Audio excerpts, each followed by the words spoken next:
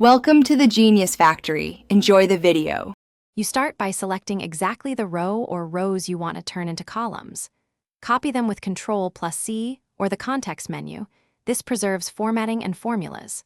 Once copied, move to an empty area or a new sheet so you don't overwrite existing data. Make sure you include headers if you want them transposed. If your selection contains merged cells, unmerge them first because transpose fails on merged ranges. Now you're ready for the special paste step. At the destination, right-click and pick Paste Special. In the dialog, check Transpose. This flips rows into columns instantly. Decide whether to paste values only, formulas, or formats. Pick values to drop formulas, or formulas and number formats to keep logic. Click OK and Excel will place the transposed data.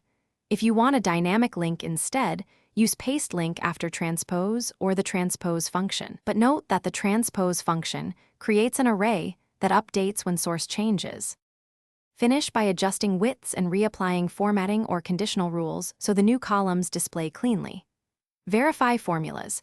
When transposed, cell references may need switching between relative and absolute references.